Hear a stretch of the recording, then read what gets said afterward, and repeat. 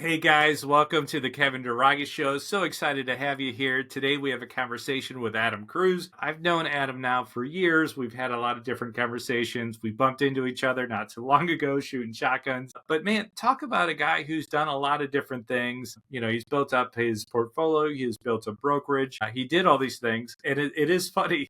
You'll find out about it. Some of the songs that he uses as reference. But really, we just have a really good conversation here. And you guys get to sit in for it. So, guys, excited to have you here and excited for this talk with Adam Kruse.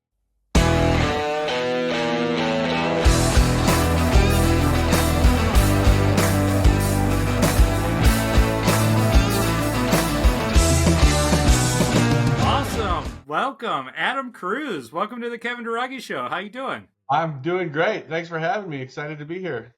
Good. So we did this before back when we had the morning show. Yeah. Which you reminded me of. And what's funny is it actually popped up in my little Facebook memory thing this morning. So I was like, hey, I remember all the people now that were on that call with you. So, hey, good to have you again. Yeah. Thanks for being here. Thanks for doing this for the community. I personally love listening and watching the podcast. So, fresh new content is always good to have. So thanks for doing it. And it's always cool when it's your own content, right? It's like, I know him. I don't usually re-listen to podcasts that I'm on, but maybe I'll start.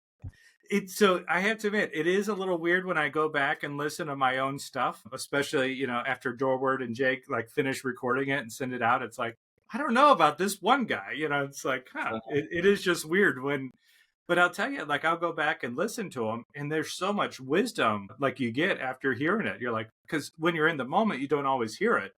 But right. Then afterwards, when you look back in, you're like, man, he was really giving some gold there. So it's kind of encouraging. Love it. All right. So Adam, I know that you're a broker, you're a property manager, you own rentals, you do all this stuff, right? But before you had all of this stuff, how did you and why did you get into real estate? It's just been sort of like, I was going to say I've sort of just slowly acquired all of these different things, but in college, my whole life I've been entrepreneurial. And then I had a good friend who was a realtor. And so I was at Mizzou doing accounting, auditing banks and stuff like that. And he was calling me saying he just made a big sale and he's going to the bar, And I'm like, sweet, I'm in Pana, Illinois, counting light bulbs for my Saturday. And I just was really interested in what he was doing and kind of the lifestyle, I guess, too, that came with it. I'm more of a social type of guy. I like to be going here and there. And so my mind can handle accounting, but the job itself of sitting there kind of just all day long with no control over what you're doing wasn't for me. And so I wanted to get into real estate, and it turns out the first class I could find, this is before all the new education stuff that we have out there now, but the first class I could find was the class you take to get your real estate license. And so my intent was to be an investor, not a realtor at that point. But that's the class I found. I took it, and at one point they started talking about commissions, and I realized if I get my license, then I can get a little discount on the properties I'm buying, through commission or whatever. So I got my license, stayed an auditor for about a year after that, and helped a couple friends, family, that kind of stuff buy properties just because I could. And we were friends, so they wanted me to, and I really enjoyed that. I love that, I don't have any problem working. So even though I was working a full day as an auditor and then kind of as a realtor at night, it was just great. I loved it. Was that do you have a wife and kids now, or? I have a wife and kids now. I mean, that was back in 2005. So I like to say it took me longer to find love, and at least love that I wanted to marry and start kids and start with kids and all that stuff. So a lot of my friends that are my age right now, I'm 44. A lot of my friends that are my age, their kids are in high school and they're talking about what colleges to go to and stuff. My kids are literally in kindergarten and preschool. So I was able to really focus on my business for a lot of those years, take risks, whatever stuff that you probably couldn't do if you had the big house and the kids and all the payments and stuff like that. So I sort of did it opposite of what a lot of people do, but it worked out. I guess it worked out financially for me, and I'm in a good spot now to be able to spend a lot of time with my kids and things like that. Oh, that's fantastic. Yeah. So, I'm in my mid 40s as well. And I have two in high school. One is in middle school. So we're out of the elementary school era. So it's like, oh my gosh, it's a different world. Yeah, They're your tough days were a long time. I mean, I guess it gets tougher allegedly, but just financially, you were probably much newer in your business when you had the kids' expenses and stuff like that. I'm just guessing. When I left corporate a couple different times, and one of the times I was actually let go from an engineering job, like as I was walking into my new house that we just rehabbed with my new baby for the first time. First baby, like literally walking in the first time with my whole family. I'm on the phone and I got laid off. Oh my gosh. And then it was the next day is when I started Dairaghi Construction. So really, apparently I'm not that good with naming companies or podcasts. I'm pretty, it's pretty straightforward. But I mean, that's business has always been like a baby to me, right? Because literally they're kind of growing around the same time. Sure. So different evolutions and ways that it works. So, learning processes. So, all right. So you started as the agent helping friends and family. And then when did you start buying for yourself or getting into the property management side? I started buying for myself, I guess technically when I was still in college. I really didn't want to have to move in with my parents after college, so I bought a house down on the hill and rented out some of the rooms to my buddies while I was still at Mizzou. And then after Mizzou, I moved in, and we had that kind of traditional like roommate relationship type of thing where I owned the place and they were paying rent. Probably could have structured our deal differently, by the way. They were basically paying like a third of the mortgage instead of market rate, which I have my own opinions about how that should really have been done. And then after that, let's see, I bought a house in Arnold, and I kind of had the tenant in mind. I had a friend who wanted a house of a certain kind and he wanted to rent. So we sort of went and looked at houses together, and then I bought one and then rented it to him. Which was kind of interesting. Did that work or did it not? It actually worked great. I mean, man, that was back in the day. I could see that going either way. Yeah, it worked good. I mean, like, you mean like in terms of him like complaining about things needing to be fixed and not wanting to pay rent or whatever. And I've had other situations like that, honestly, too, that we could talk about. But that was a weird deal. That was back when you could get a loan just with like a letter from your employer saying you had a job. So I actually got a loan, no down payment. I don't think I had to put down a down payment, or maybe it was like kind of canceled out by me getting my commissions. And then I had negotiated like a big credit for inspection stuff. So I literally went to closing with no money and got keys and a check. It was a weird deal, and that's worked out fine. I still have that house, but if I ever would have had to sell it, because that was pre the crash and all that stuff, right? And so if I would have ever had to sell it for those first 10 years, I would have been in a bad spot, I think. But I just held on and didn't sell it and just kept renting it. And, the rents always at least covered the mortgage and whatnot. And so I'm realizing now that one of the big wins in real estate, I was always looking for cash flow. It's all about cash flow. I want my cash flow. But now, 15, 20 years later, I'm starting to have a lot of the properties I bought be paid off. And I'm starting to sort of realize the benefit that we read in books and they talk about, but it's like, oh yeah, that house that's worth, $220,000. It's like, here's my mortgage. I owe $30,000 still or something like that. And it's like, hell yeah, this is great. Yeah. I don't know what to do with that equity yet. I haven't mastered that yet. I probably need to listen to some of your other podcasts about that. But, so it's a good thing to have happened. Well, that was actually going to be my follow-up is how do you, once you do have, so the one we just talked with, Holmes, who we just talked to earlier, he talked about paying off your houses in like 7 years or something like that. Just don't take the cash flow, just pay it off as fast as you can. And it's like, dang, like that's kind of crazy. He's out of the Chicago, Illinois space. But he left off what to do once you have that. Like, how can you use that money to go out and do some other stuff with it? And that's where I remember one of my first coaches, he talks about, he's like, Kevin, do you know what a broke millionaire is? I'm like, that's an oxymoron, right? How does that work? And he's like, well, you're a millionaire on paper, but there's no money in your account. Yeah. And it's like, you didn't think that was quite possible until you're like, yeah, well, you own a handful of houses. Well, it's not that hard to get there. Yeah. I noticed a long time ago, I used to go to tons of like real estate networking things, and there'd be 15 investors there, and my personality is very inquisitive and curious. And so I would talk to them all about their businesses and what they do. And it's like every one of them did something different. I only buy by colleges. I'm always occupied. I only buy away from colleges. They stay longer. I only buy condos. Whatever. Everyone's so different that I think it's probably possibly tough even to have to listen to like one coach, because right now I'm hearing like TikTok is telling me, how do the rich not pay taxes?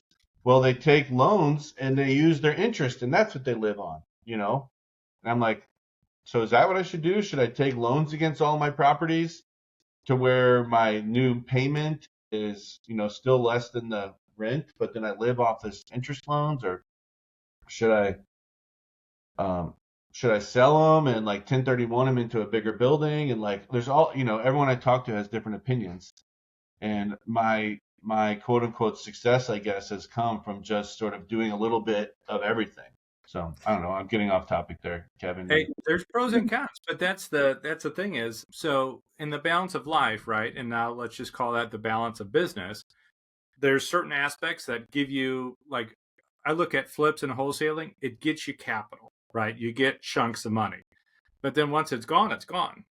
Yeah. Rentals give you cash flow, right? And it creates wealth because of the equity position and over time.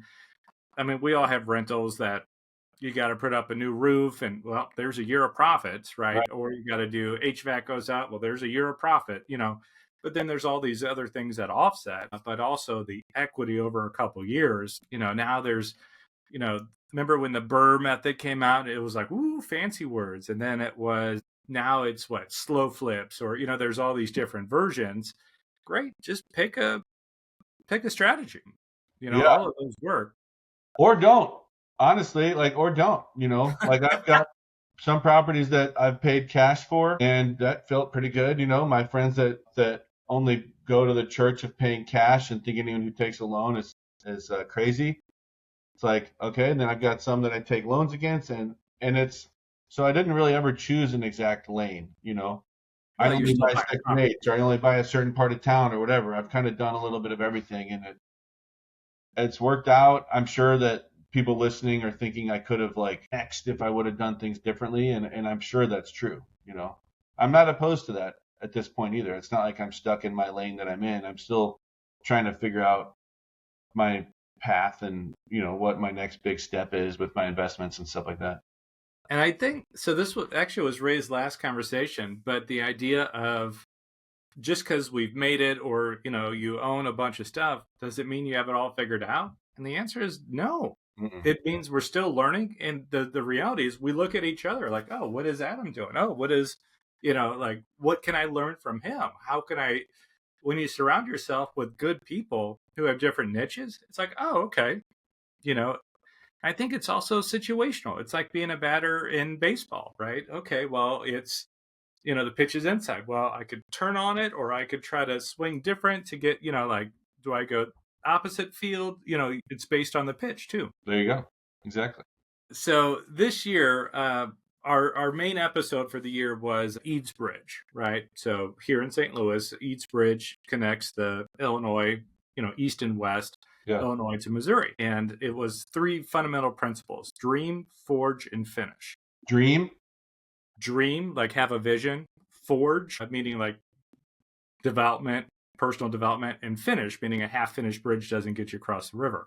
Okay. The forging moment, so at that time, so post-Civil War, the building materials for bridges were stone, wood, and iron. And those building materials just couldn't span the over-mile bridge it was, the height restrictions, the current all these different things, right? It just couldn't do it. What had to happen was the idea of making that iron into steel. And the way you do that is with heat, with pressure. You put in additives, or, entrepreneur words here, you add some new healthy habits, right? And then you take out the impurities. You stop bad habits, right? And this is a process that helped forges iron to steel. Yes, all the metallurgical people, I did simplify it. Okay, we got the idea. So that said, but because of that, it was able to build a bridge and exponentially increase commerce and all these other things, right? Fulfilling the dream of manifest destiny and all these other things.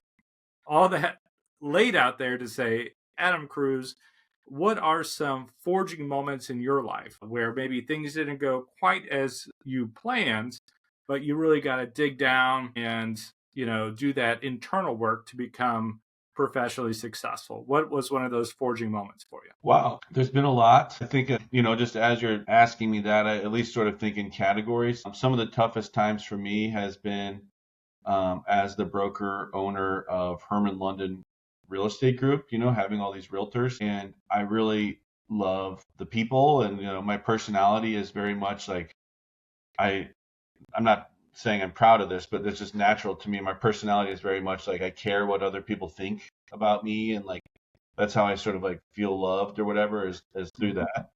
And so the times, especially in the early times, if we ever had an agent leave our company, or at one point we had like a team, kind of like a group of them leave our company all at the same time, that was so incredibly hard on me. Like, just I really got beat up by that, and it's like that feeling of, oh my gosh, I think this agent's going to leave our company has never sort of left me. And it has the ability to, I mean, it can control me in a way that I can be with my family at, lunch on Christmas Eve, and I get an email or a text message that says like, hey, can you talk? Or it's more like, hey, are you going to be at the office today? And it's like, it just, no matter what good is happening, it still can like totally bring me down, So I guess having to, in terms of forging and iron becomes steel and all that kind of stuff, I've just had to sort of like power my way through those kinds of experiences, and try to deal with that person in the best way that I can and the fairest way that I can while still protecting our company, and then while still like maintaining all the other relationships and all that kind of stuff. I don't know. Does that answer? So I know when on our conversation we talked about the 5 love languages. So that to me sounds like words of affirmation, right? Is probably one of your love languages. I think that Words of affirmation, right? That's what it's yeah, like. that's one of them. Yeah, I think that it definitely is. I believe that your love languages like shift a little bit based on like what you need and stuff like that, So if I'm at a point where like I'm getting tons of positive words of affirmation, but let's say I was, not getting any quality time with someone, just like a daily, hey, you're awesome kind of thing, like that won't really do it for me necessarily. But I do appreciate words of affirmation, especially at times where I'm not sure if I'm doing a good job and things like that, And isn't that crazy? You have all these properties, you have all these agents, you have this brokerage, you have all this influence, and then it's still one of those like, am I doing a good job? Like it's a daily fight sometimes. Being a leader like you are, those are the moments that you got to dig in there sometimes and be like how. So I know COVID was really difficult for a lot of people. I know that the new marriage requirements, all the legal stuff that came in, that's difficult for a lot of people. But it also talk about, I look at some of the leadership, like with with the schools, with some of the man, a lot of people struggled, and a lot of people like trying to be a good leader. You could tell when somebody was being influenced by people too much or too little, or man, talk about a tough time to be in leadership. When you went through that, either of those situations, how did you handle it? How was your leadership style? I think that I sort of like thrive in those kinds of situations, I guess, like when COVID came out for me, it was fight or flight, and I'm either gonna, I'm gonna make this company succeed and thrive or whatever, or I can tuck my head and drink all day with all the people I see on Facebook and like probably lose the business or something like that, Yeah. And so for me, it was very much like fight or flight or sink or swim or whatever, and I worked, harder than I ever had, and really enjoyed it though. I mean, I was really having a good time. I hate to say it, like, but during COVID, a lot of it, and it stretched me and pushed me to do new things. Like, for example, pre-COVID, our company culture was very much like one of our mottos is go to the party. Our company culture is very much like relationships, do good things, go to the party. Like, I mean, that means like show up at the baby shower, show up at the this or that, and make those relationships. And that's kind of how our agents found success.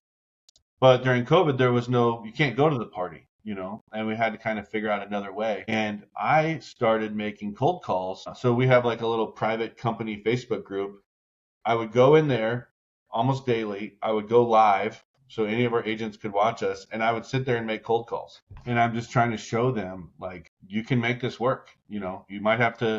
Someone might have moved your cheese or whatever, but like, you can make this work. And that was actually one of my personal best years financially, like as a realtor, was during COVID, making those damn calls. It worked out, and it was, I don't know, I kind of enjoy it now, and now I do some of it sometimes still.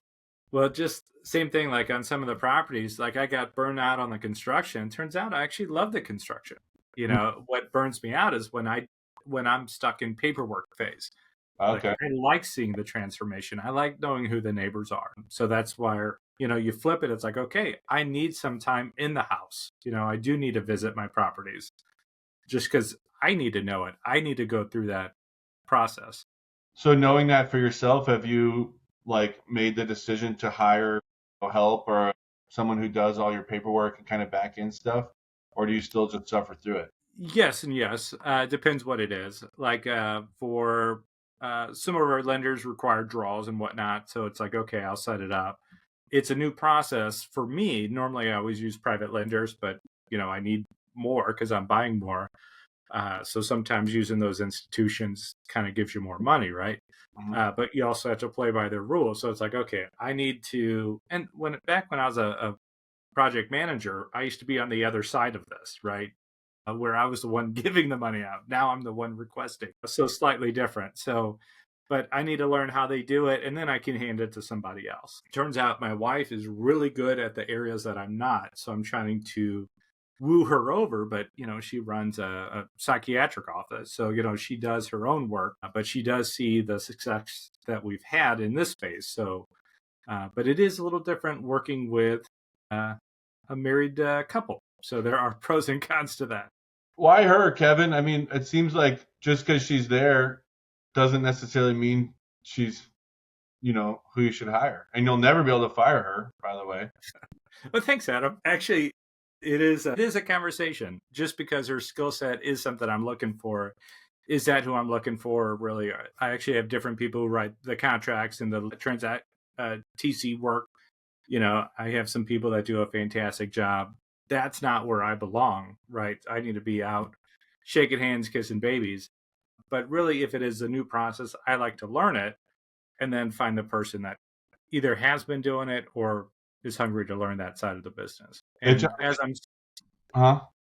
as I'm scaling back, I am an ex-engineer, right? So I do understand form and function and productivity, but I do think it's good and valuable to know the process before you give it to somebody else. I can agree with that. I feel like I see a lot of people that are like growing their business and then they need help. And so it's like, let me ask my girlfriend or my spouse or my boyfriend or whatever. And like that usually ends up going bad, I guess, in my experience, And so it's like they're taking sort of like the easy choice because they're right there.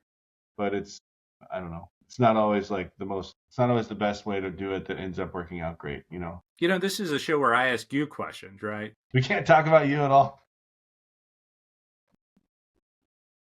Well, I mean, I get to do a great job of giving it back to you. So that's wonderful. Okay. So now it's been about a month or so, hasn't it? Last time I bumped into you? Yeah. So just anybody listening, we bumped into each other. It's been a while. Actually, your beard was bigger then, wasn't it? Yeah, sometimes I get lazy and don't trim it as much. Because you were a little bit more burly, but we were out shooting shotguns at some event, and we bumped into each other. And this is what I find interesting. So in our three principles here, Adam, is the most important real estate is between your ears. Your personal drives your professional, and it's all about relationships. When we talk about relationships, it's relationship with self, relationship with others, and relationship with things, right? What's That's the what it second is. one? Your first one is your most So, important is in your head. right. Your personal drives your professional, Your personal drives your professional. Okay. and it's all about relationships. Okay. And so that way, so like here, through some of our other people that we've talked about, if I'm going through a divorce, I'm just saying, if I was going through a divorce, could I show up how I needed to be in sales or as a leader for the other people, right? Sure. If I'm having a good day and my kids love me, do you think I'm doing better out there being a coach or a speaker? Yeah. Like it's one of those, if like relationship with ourself, right? So health and fitness is one of the categories there. This morning I got up and I did my walk and I did I did my reading. Great. I feel good, right? Did I do all my healthy habits? Most of them, right? Did I eat healthy? Yeah. I saw my mom this morning. We had a cup of coffee, so it's like, cool. I'm hitting those boxes. But, so I just had this conversation with my mom this morning, like all good things, right? Little check box activities like, hey, did I spend time with XYZ? Boom, here I am feeling more fulfilled that I could have a better conversation with you. If those things aren't, if I don't have those relationship with family, time with friends, if I'm letting myself down by not working out or keeping care of myself, then I don't show up. Especially when you're a leader, which you are, you have these agents and people are watching you. If you don't take care of yourself, how can you help others? That whole personal drives the professional piece. Mm-hmm. Okay. And we have this balance wheel, right? And it's a free tool. If you go to Kevin Dairaghi /tools, you could take your own snapshot. Thanks for the lead in there. It's free, but you could go and take it. But how I was going to tie this back to you is you were telling me that you were kind of struggling with a few things, right? A lot of your areas were doing really well if I would look at your snapshot. But you noticed that you weren't seeing a lot of like the social side, which is relationship with others, right? The friends / social, or basically somebody just to talk to about woes, right? As leaderships and stuff like that. Sometimes we think we're in a vacuum. But you joined, was it a men's group or a mastermind, or you joined something? Yeah, I'm in a group now called EO, Entrepreneurs Organization. And yeah, instead of having to talk about my business to, like my team, to my either employees or my agents, and they would say things like, heavy as the crown.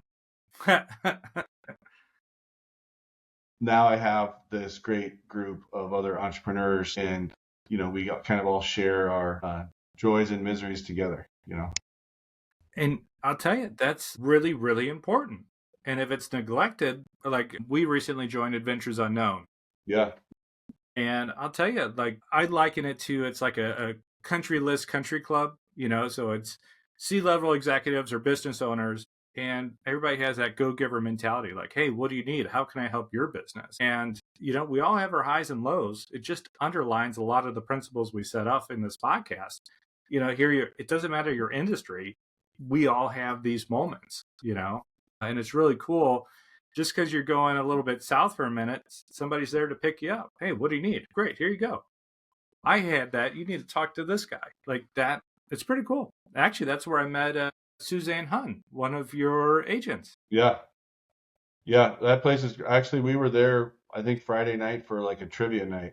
And I could tell that it's got sort of a similar vibe of what you're, kind of what I'm getting from my entrepreneurs group. But you said like the go-giver mentality, and people are just excited to be there, excited to help. And when people are successful enough, I guess, to join a group like that, a lot of times they are just looking to help and stuff like that. And they're not necessarily there just to, make their next sale or something like that.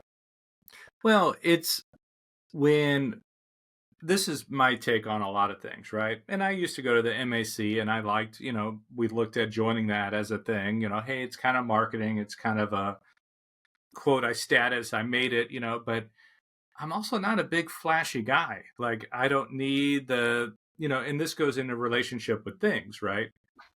This is what I wear almost every day. Like if I'm going to church, if I'm, gonna go walk, actually, this is same outfit, different clothes, but same concept. I went working out in this morning. Like it's thankfully I have a lot of these shirts now, but it is one of those like I show up the same to all these different events. Like even going to Adventures Unknown, I'll be there probably later today or tomorrow. Yeah, today. I don't need to dress up to try to impress these people, so it is one of those, like, I like that idea as I'm the same person in each of these events. Remember in high school, I wore all these different masks. Like, oh, I'm with these people, I need to be this person. Oh, I'm with these people, I need to be this person. Really annoying. Actually, it comes back to a book. Did you ever read Path of the Peaceful Warrior? No. Path of a Peaceful Warrior? Dan Milliman, actually a friend of mine, gave me this book. I think I was a junior or senior. And it talked about all these like cubby holes of relationships, of friends. And part of what he talked about is you got to just stop segmenting all your friends and just put them all in one pool. And because of that, I started inviting people over, and mixing all the different groups. I didn't know it, but to all those people, I became incredibly popular. I had a lot of influence, but it wasn't anything, I wasn't any different, but it's because I brought all these other people together. It actually made me go higher in their views, which I didn't have words to. I was just bringing people together for a good time. And it turns out that it gave me more influence because of it. I have a pool, and just a couple of weeks ago, I had a party, and I did invite like a bunch of people from different groups and stuff like that. I didn't get the invite, Adam. And mainly it was people with kids, or kids my kids' ages, I guess you should say. But I guess you're right about what you're saying about the, the perception it gave or whatever. But for me, it was like a lot of extra work because these people didn't know each other. And so I had to go over there and be like, hey, you guys, both have this. And then like talk amongst yourselves and like, go over and go. Hey, you guys have this and that, like in common, talk amongst yourselves. And then I'm kind of like doing that throughout the whole party. Did you enjoy that or not? Yeah, I do enjoy that. I sort of, that's kind of the role I play a lot, and like at our company stuff or other things I go to, and like I'm not sure this is the right phrase, but like servant leader or whatever, Yeah, love it. It's actually written on my wall right here. Okay, so where I'm like, I'm not that, I don't go even at networking events and stuff like that. It was never like who can send me business. It was more like who can connect with each other and all that kind of stuff. I just enjoyed that. It's so much I love what you just, man, I didn't know we were so similar on this stuff. So it's actually a muscle I didn't know I had until because we started some RIAs, right? We had RIAs and meetups and all these different things. And some of the people were watching me and they actually were I don't know if critiquing is the right word, but they're like, man, do you see what you're doing? And I'm like, I'm just a host. And that's kind of what I thought the meeting, somebody would walk in, I would hug them, right? And then I'd be like, oh, even if I don't know them, and then I'd introduce them to somebody that they're looking for. And I just kept doing that introduction, like, oh, what are you looking for? Money? Oh, here's a lender. Oh, hey, are you looking for account? Oh, great. You want to be an investor? Great, talk to this guy. It wasn't anything I was doing, but I was just, you build your tribe that way. You build your community. Yeah, and did that, directly turn into business for you? It's probably hard to say, but probably. I mean, you enjoyed it. I think you kind of went home that night being like, I did a good thing today. And then it probably has helped you in business with connections and deals and all that kind of stuff. Sometimes really difficult I primarily run a referral-based business. Mm-hmm. So where do they referrals come from? I don't know. I've shooken a lot of hands. I've done a lot of good deeds, planted a lot of good seeds, and then things come in. So that's where a lot of times the competition that I have is not really against 15 other people. It could be me versus some arbitrary person who stumbled onto it. Yeah. What's my cost per lead? Really, really low. But that's where the social media stuff, the podcast, things like that really is a prime driver. But it's really just, I get to know people. Like, I'm a big fan of the person behind the title, right? Like I like to know Adam, not the broker of Hermon, London, right? I want to know the person, not just the title of the person. I think that's something I've primarily learned from my dad. Like his legacy kind of taught me that. But do you like being a property manager? Do you enjoy that? There's like, I got my answer. I'm in a property managers group, like people that own property management companies from around the country. And so we're not competitors, not anything like that. We get together once a month and we talk about property management. And there was one a couple months ago where they're all going like, why do we do this? Like if you had to start over today, would you have started a property management company? And everyone was like, no way, no way, you know. And I'm thinking, and I like processed that a lot for a couple months. And I'm like, well, why are you still doing it then? And like, is this just a joke? And like, we really would, and you're just sort of joking about that, or, you know, yeah. So there's a lot of aspects about property management that I love. One of them is I always want to own properties, and so I need to have a good relationship with a property manager. You know, I like the recurring revenue, all that kind of stuff. But there's a lot that I don't love, like being sued all the time, and you know, getting complaints on Google reviews for things that we had no control over, or actually we were doing a good job for our client, the owner, but the tenant's unhappy with that or whatever. Like, yeah, there's a lot of things that I don't love, but it's nice. I don't know. It's good. I mean, still trying to grow it and still trying to do more of it. So, yeah. So there is I look at what this world of property management, one, it's a lot of paperwork. It's a lot of CYA, right? Cover your butt as one this way so you don't get sued, or when you get sued, this is how you handle it. Here's how you handle an eviction. Did I follow all the checks so I don't get sued at the end? I mean, and then it's like, all right, my toilet's clogged. My lights need changing. They don't call you and be like, Adam, this house is fantastic. Thank you. You don't get those calls per se.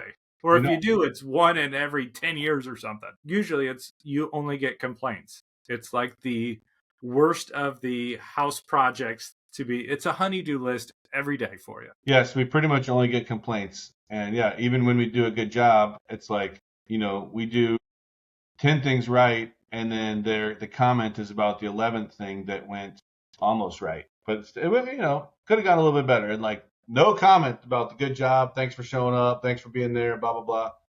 Which is fine. I you know, I'm not looking for the tenants to send flowers to our office or anything. Wouldn't mind. I mean, an edible arrangement would be nice every Yeah, once in a edible while. arrangement would be fine. Yeah. Yes, a Qdoba a burrito bar would be great. All right, go on. Any tenants that are listening, you know, we're hungry. Here's our address, and we'll send it out. So actually, if you would go back, would you choose the same path that you did? I guess I want to answer that two ways. I don't sit here with regret at all. I'm sure that I would have done things differently though. You know, and can I give a quick example of that? Yeah. About 2 years ago, we had like a recruiting campaign. We were trying to recruit more realtors to our company, and we hired a company, and they were calling realtors and setting up appointments with me. Okay. One day this guy shows up, and I guess out of respect to him, I won't share his name, but I quickly figured out this is an extremely, extremely successful realtor, like one of the top multifamily real estate brokers in the country, you know, and like he's making millions of dollars. He's locked into his contract at his brokerage. The chance of me recruiting him was 0%. And so I was like, okay, well, he's here. Like, let me ask him some questions, you know? And so I started asking him about his day. What's your day like? This is a person who at that point in the year had sold probably more than what our entire company had sold in the last 5 years combined. Something like that. So I'm just trying to get perspective on like how, you know, much this person's producing. And he's like, all right, well, my day starts with I get up, I make cold calls or phone calls for the first half of the day. And then the second half of the day, I'm out looking at properties and, you know, showing properties and stuff. And I'm like, that's what I do. You know? Wait. That's what I do. But like the shock to me, the like slap in the face was just the difference in who I'm calling versus who he's calling. And that was just like a choice at some point that I made. Hey, I'm going to call these leads that I get from this wholesaler. And, you know, whether it's a house in Jennings or a house in Baldwin or whatever it is, that's who I'm calling because that's what's in front of me. And his leads are like, you know, the guy who owns this huge apartment complex or Chesterfield Mall or whatever. And like, we're both dialing, we're just dialing different numbers. So long story short, would I change things? I'm sure I would, definitely. But I'm not sitting here with a big sense of regret by any means. I think I would agree with you. Like, I like who I am. I love my wife, my kids, the community around me. But it's like, you know, would I go back and change this if I had a time machine? No, because I'm afraid I wouldn't be who I am. Yeah. There's the whole like butterfly effect, you know, like maybe the money would have, if I made like tons and tons of extra money, maybe that would have ruined my relationship with my brother or something. You never know what could happen, you know. So So, I also don't believe it's ever too late to change. You know, if I wanted to go down a different path or something like that, I can. And I well, love that's that. a good question, Adam. What What's does that? your future look like? What is your next project? What are you focusing on now? What's your do you follow traction, the EOS model? Like, Yeah. what's your big rock? I've got a lot of different rocks that are just more like kind of like quarterly rocks, I guess. The thing that I've been working in the last year or two about like my vision for the company, for both companies, Hermon London and Hermon London Property Management. I've got these like vision documents that I made out. I'm really proud of. You know, I read Vivid Vision, and they're great. I was thinking the other day, kind of slapping myself and saying, why didn't you make one of those for your life? You know, why am I so focused on just the visions for my companies, not for my life? Right? Does that mean guilty too? No, that's like I actually have that service, but yeah, Oh, you do? Okay. I didn't know that. apparently I need to do better marketing. Yeah. You should have that on your t-shirt, not the Kevin Dairaghi Show. Should have ran that by you. Sorry, Adam. So I don't know in particular any specific rocks to share. You know, we're building out like our leadership team, and I'm hoping to optimize like our processes more. You know, I'm excited to see what we can end up doing with all these AI agents and stuff like that. I don't have like agent mode access yet on ChatGPT, but once I do, I'm ready, baby. You know, to try to do more things. I've been enjoying partnering with people and buying real estate. I like to do buy and holds mainly, do some flips and stuff, but I've been enjoying partnering with people and buying properties. And I think I'd like to try to step up from what I buy, just from being like single families, duplexes, and four families to maybe a 12 family or 30 family unit or something like that. So, So I'm now trying to keep our time at a little bit tighter here. So, Adam, there in your life, right, we've had the highs and lows, right? You've seen other people in the industry have their highs and lows. With your background, with your knowledge base, with all this leadership that you've done and helped people with, for somebody who is going through the highs and lows right now, what is some advice that you could give from your perspective to somebody going through maybe a low? if you're going through a low, I suggest that you talk to as many people as you can about that. Don't fight your fight alone at home, you know, in the dark. Call somebody, call a friend, ask them who to call me, call Kevin, whatever. Like call people, talk to talk to them about it and kind of work through it. I had a whole bunch more I wanted to say about that, the highs and lows thing. But you can go ahead. You can go ahead. Sorry. What would you tell somebody on the good days? Well, practice what I do as I say, not as I do. But one of the things I really struggle with is sort of enjoying the good days. You know, I like to tell the story of my wife and I, you know, like last year, there was this 20-minute period where we happened to be like in the pool together and the kids were somewhere else. I don't know. And we're floating around on these little like floaties we got. And I'm looking around going, oh, we're going to need to fix that pool deck. Oh, the house needs to be power washed. Oh, this and that. Like, that's going to be 10,000. Look, that tree's dying. We're going to have to get that worked on, blah, blah, blah. And I'm just like stressing out over all the problems, you know. And I look at my wife and she's chilling. I'm like, what are you doing? She's like, just enjoying the birds and the whatever. And she's like, what are you doing? And I'm like, the same. Yeah. I'm just enjoying the birds too, baby. She tries to help me smell the roses, but I'm really bad at that. So if you are on one of those highs or whatever, I guess I'm hoping you just try to enjoy your high, and but be practical. And I mean, another quick story. We had an agent who joined the company a few years ago, and they like in 6 months had like a bunch of sales, you know. And I think that their perspective was like, this is how it will always be, you know. So they were like, I'm going to buy a Mercedes. I think I'm going to take a couple months off of work, you know. And I'm like, that does not sound like a good idea to me at all, you know. Maybe the Mercedes, it's none of my business, but like this whole like taking time off work and thinking that, you know, it's all just going to be as easy as it's been is I don't suggest that at all, you know. So man your battle stations, fill your reserves, and keep on working, you know. Did they follow your advice or did they follow their own? They didn't buy their Mercedes, and I don't think they worked very hard for the next few months. But I don't think they like just went camping for 3 months or something either. Yeah. All right. So wrapping up here, is there a book? Is there a quote? Is there a poem? Is there something that you hang on to, like on the good days and the bad days, like that you just use, whether it's scripture or some poet's words or verses? Is there something that you just hold on to on the bad days to get you through it? Are you setting me up here, Kevin? Because I have one that I think is kind of embarrassing, but I really like it. No, this isn't. We didn't plan any of this. Okay. Well, it's a song by Miley Cyrus. It's called It's the Climb. And if you listen to that song and you don't just think this is a silly Miley Cyrus song, you hear what she's talking about. And it's like, there's always going to be another mountain. To me, that means like there's always going to be another challenge. It's not about how fast we get there. It's the climb. It's not about what's on the other side kind of thing. So to me, I try to remember that and enjoy that. It's not like it's not just about like getting some big payday and retiring. It's like I'm always going to want to keep working. I'm always going to want to find new challenges to solve. There's always going to be another mountain I'm always going to want to make it.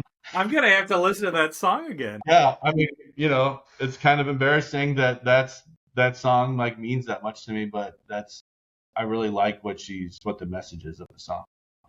All right. If we're confessing Miley Cyrus stuff here, I love the song Flowers. Okay.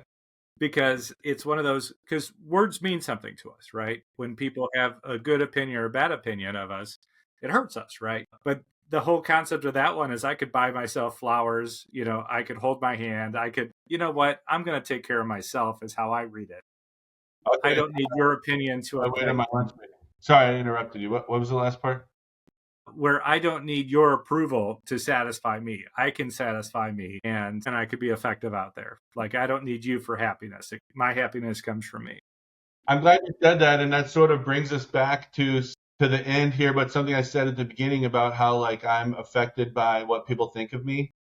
And I mean, we're talking about pop songs here, but a long time ago I went to the seminar and they sort of like assign a song to people and you had to like perform it and like keep performing it until it like meant something to you.